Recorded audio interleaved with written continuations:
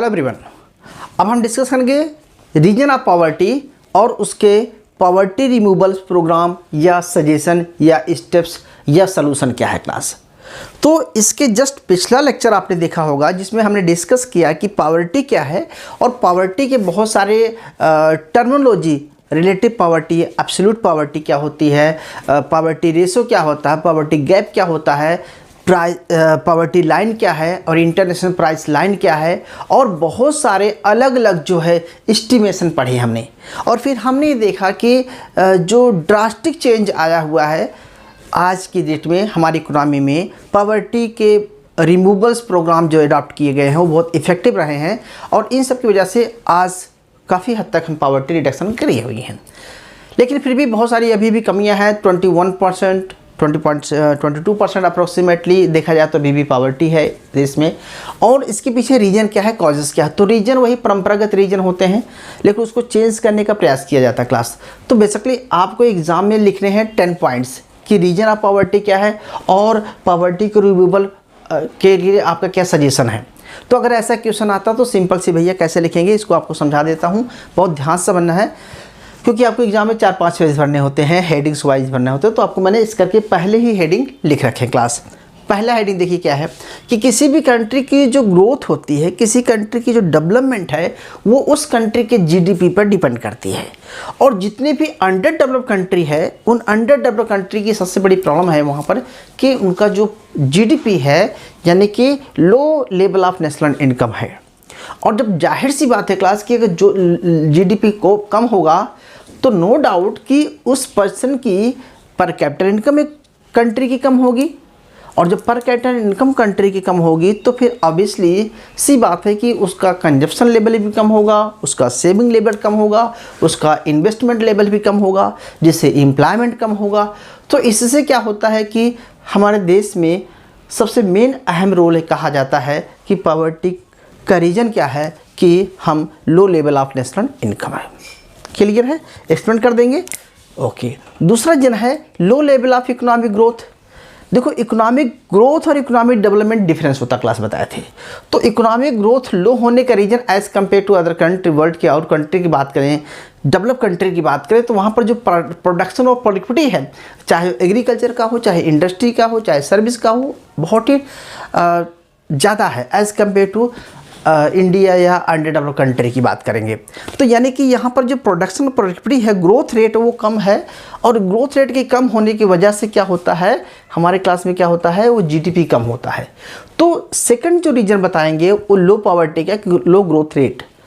Growth rate का मतलब होता है कि क्यों ग्रोथ रेट लो है, क्योंकि due to the lack of education, lack of health. अगर उनका, क्योंकि उनके पास नेशनल इनकम है नहीं अच्छी, पर कैपिटल इनकम कम है, और पर कैपिटल इनकम कम होने से क्या होता है कि सेविंग रेट कम है उनका, और उनका एजुकेशन पर खर्चा कम हो रहा है, उनका एक्सपेंडिचर पे, हेल्थ पे एक्सपेंडिचर खर्चा कम हो रहा है।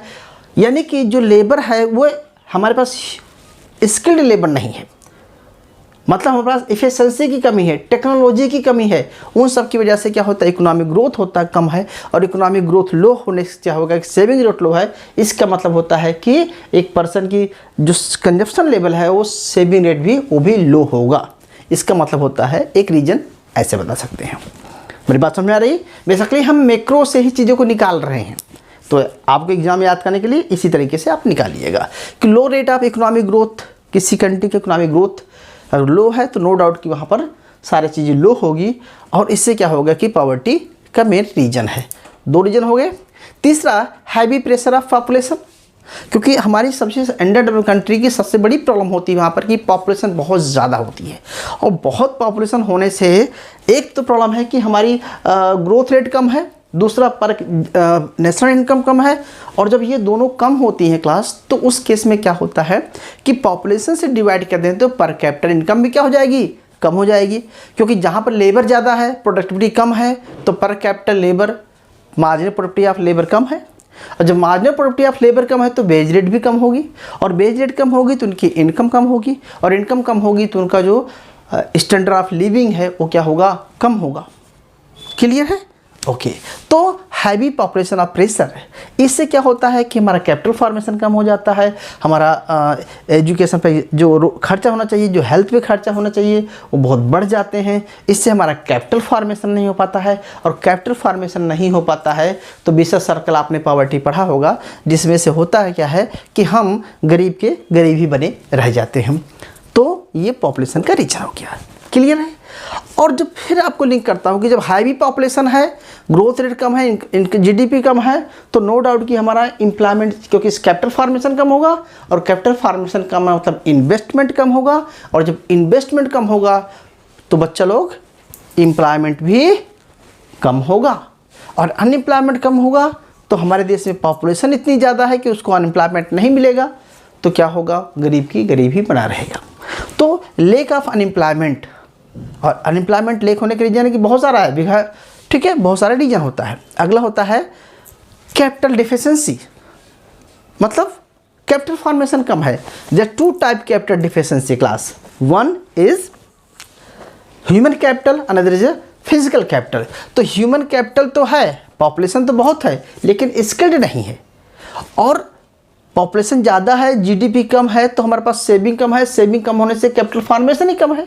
जब कैपिटल फॉर्मेशन कम है तो भैया इन्वेस्टमेंट कम होगा, इन्वेस्टमेंट कम होगा तो एम्प्लॉयमेंट कम होगा, और एम्प्लॉयमेंट कम होगा तो फिर देश का पर कैपिटल इनकम कम होगी। तो आगे सारी सिचुएशन, तो ये गरीबी का मेन रीजन है, क्लियर है, कैपिटल डिफिशिएंसी। अगला class lake of efficiency of entrepreneurship. कहते हैं कि हमारी इकोनॉमी में लेबर बहुत है, लेकिन हमारे पास टेक्नोलॉजी की कमी है, हमारे पास स्किल की कमी है, हमारे पास इंफ्रास्ट्रक्चर की कमी है।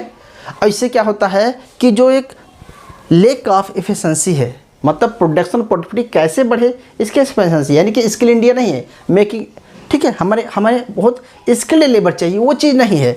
तो हमारे एफिशिएंसी कम होने से प्रॉफिटेबिलिटी कम हो जाती है, और प्रॉफिटेबिलिटी कम होने से जो मार्केट का जो ग्रोथ है वो कम हो जाती है, हमारा बहुत सारी चीज़ें इफ़ेक्टिव होती हैं, जिससे क्या होता है कि जीडीपी कम हो जाती है, सेविंग कम हो जाता है, और फिर ये गरीब का गरीबी बनी रह पाती है। अगला class outdated of social institutions. Social institution का मतलब होता है यहाँ पर कुछ हमारे कल्चर हैं, कुछ नॉर्म है, गरीब है तो उसके पीछे बहुत सारे रीजन है। सोशल इंस्टीट्यूशन सामाजिक परंपराएं, बंधन, परिवार, ये मतलब जो यहाँ पर गवर्नमेंट की बात नहीं हो रही है, यहाँ पर एक सोसाइटी की इंस्टीट्यूशन की बात हो रही है। सोशल इंस्टीट्यूशन आउटडेटेड है, जैसे कास्टिज्म भी गरीबी का रीजन है। या मतलब मैं ऐसा बहुत डेप्थ में नहीं जाना चाहता हूँ, लेकिन बताना चाहता हूँ कि जैसे कुछ नॉर्म होते हैं सोसाइटी में कि ठीक है कि ज़्यादा बच्चे होंगे तो ज़्यादा एम्प्लॉयमेंट मिले, मतलब ज़्यादा अच्छा होगा, तो उस केस में पॉपुलेशन बढ़ती जा रही है, उससे क्या होगा कि पर कैपिटल लेबिलिटी कम होती जा रही है, हमारा सेविंग कम होते जाता होता है।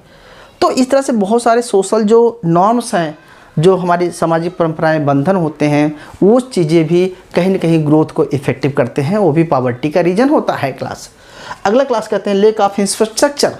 What do you mean infrastructures? We haven't proper raw materials, हमारे पास टेक्नोलॉजी की कमी है, हमारे पास रोड, हाईवे, ट्रांसपोर्टेशन, अभी भी रूरल एरिया में क्या होता है कि प्रॉपर कनेक्टिविटी नहीं है, तो बहुत सारे चीज़ वजह से हमारा पॉवर्टी बनी हुई है। तो क्लास अगर मैं सिंपल तरीके से आपको बताने का प्रयास करूं कि पॉवर्टी के रीजन क्या है, तो पॉवर्टी के रीजन इन सब पॉइंटों से आप निकाल करके बता सकते हैं। क्लियर है? तो याद करने की, रटने की ज़रूरत नहीं है, आप एक चीज़ पकड़ लीजिए क्लास भैया, नेशनल इनकम, इसमें 3 पार्ट होते हैं, एग्रीकल्चर, इंडस्ट्री, सर्विस। ओके, सारी चीज़ें लिंक करते हुए आप निकाल लीजिए और मेन पॉइंट रट लीजिए। अगला रहते हैं lack of education, lack of health, ठीक है, क्योंकि इसी में सब कुछ आ गया क्लास, इसी में सब कुछ आ गया। एक कैपिटल फॉर्मेशन में आ गया, अनएम्प्लॉयमेंट आ गया, पॉपुलेशन आ गई, ठीक है, यहाँ पर एग्रीकल्चर और इंडस्ट्री आ गई। तो ये सारे पॉइंट्स आप लिख देंगे तो कोई आपको काट नहीं पाएगा, और ये मेन पॉइंट्स होते हैं पॉवर्टी का रीजन क्या है।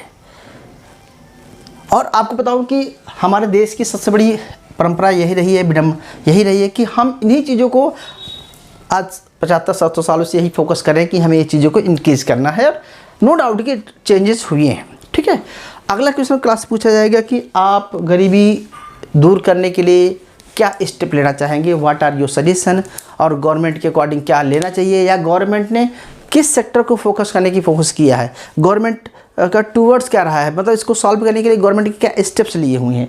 तो क्लास देखो मैं आपको सिंपल बताना चाहता हूँ, इन पॉइंटों को रखना है और यहीं से इस पॉइंट को निकाल देना है। जैसे पहला करेंगे लो लेवल ऑफ नेशनल इनकम। तो नो डाउट भैया किसी भी कंट्री की ग्रोथ के लिए हमें जीडीपी बहुत इंपॉर्टेंट है। तो आपको ये देखना है कि गवर्नमेंट ने कौन सी स्ट्रेटजी अडॉप्ट की है जिससे हमारे देश का इकोनॉमिक ग्रोथ हो, इंक्रीज द इकोनॉमिक ग्रोथ। तो पहला क्या करोगे, इकोनॉमिक ग्रोथ को बढ़ाने की बात करोगे, क्योंकि इकोनॉमिक ग्रोथ तभी होगा क्लास जब हमारा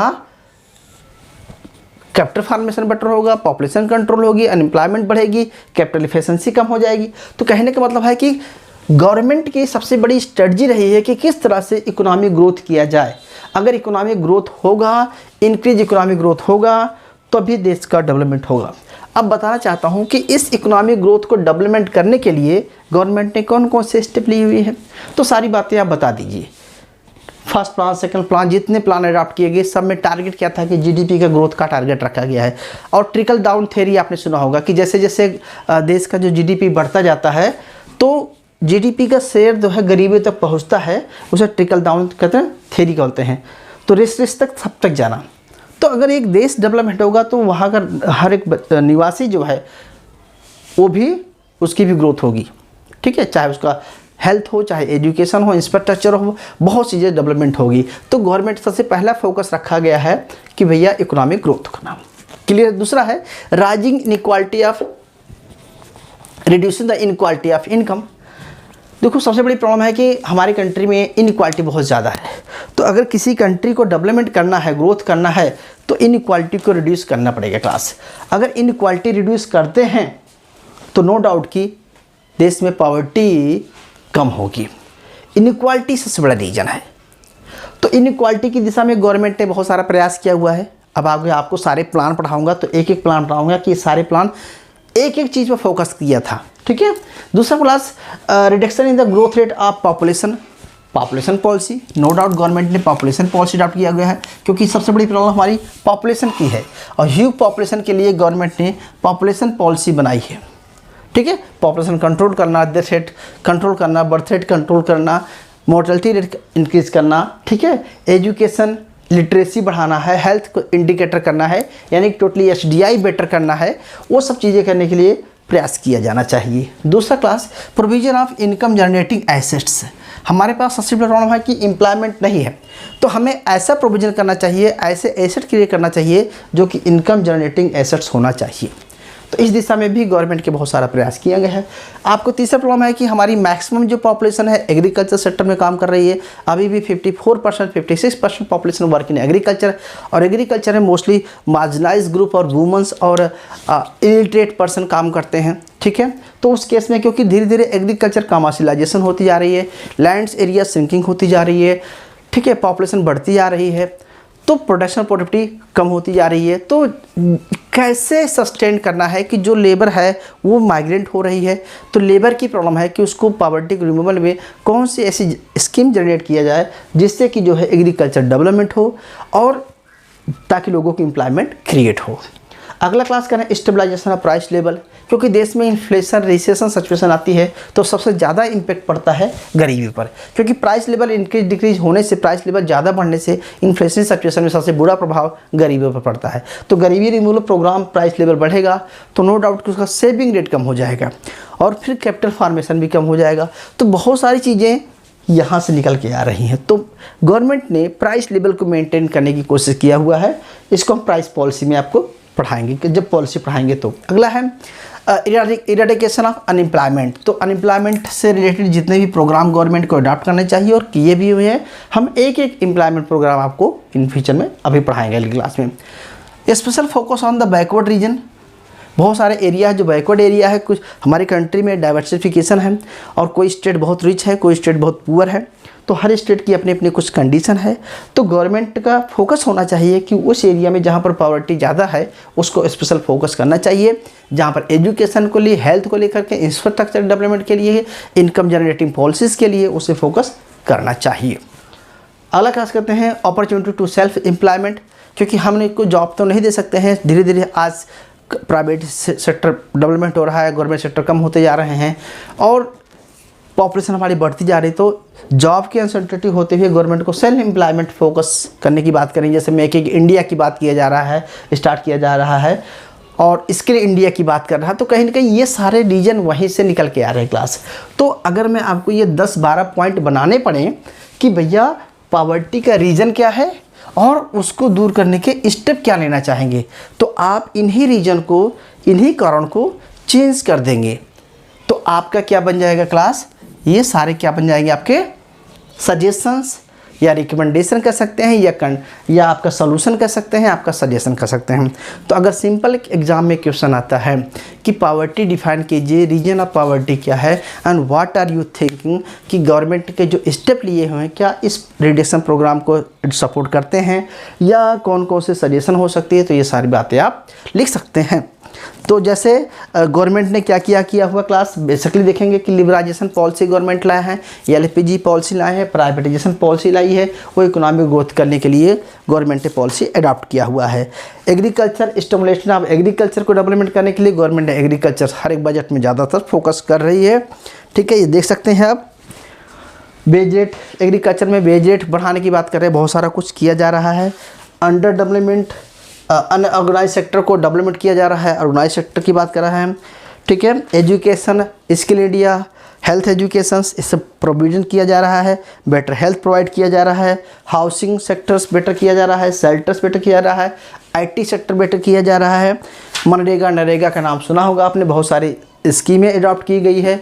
ठीक है, तो बेसिकली क्लास ये मेरा एक सिंपल कंसेप्ट था कि अगर आपको क्वेश्चन पूछा जाता है तो किस तरह से आप सॉल्व करेंगे। उम्मीद करता हूँ समझ में आ गया होगा भाई। अब अगला जो टॉपिक रहेगा क्लास ये रहेगा कि हम आपको ये पढ़ाना चाहते हैं कि जितनी पॉलिसी हैं, जितनी भी पॉवर्टी रिलेटेड पॉलिसी हैं, उसको आप याद कैसे करेंगे यार। कभी बोलेंगे नरेगा, पर मनरेगा, फिर ये स्वर्ण जयंती योजना, फिर ये योजना, फिर वो योजनाएं, फिर एक योजना को दूसरी योजना में मर्ज कर दिया गया, लेकिन इन सब के पीछे लॉजिक क्या था। जितनी भी योजनाएं बनाई गई हैं, हम आपको 15-20 योजनाएं पढ़ाएंगे, लेकिन उस योजनाओं को कैसे समराइज करना है आपको बताएंगे। सारी योजनाओं का मेन कंसेप्ट क्या था, इस चीज़ को जनरेट करना, और इसको कहीं ना कहीं टारगेट ये था। तो कुछ ऐसे अडॉप्ट किया गया जो कि एग्रीकल्चर योजनाएं, कुछ प्राइस लेवल को मेंटेन करने की बात किए थे, कुछ पॉपुलेशन को बाल, तो जितनी पॉलिसी गवर्नमेंट ने अडॉप्ट की है कहीं ना कहीं वो लिंक हो रही है प्राइवेट पॉवर्टी रिडक्शन प्रोग्राम से। तो इसके लिए हम क्लास नेक्स्ट लेक्चर में डिस्कस करेंगे। आज के लिए इतना काफ़ी है, तो प्लीज़ नोट डाउन कर लीजिए। अगर फिर भी कुछ ना समझ में आया हो तो प्लीज़ दोबारा डिस्कस कर लेंगे। Thank you, note down.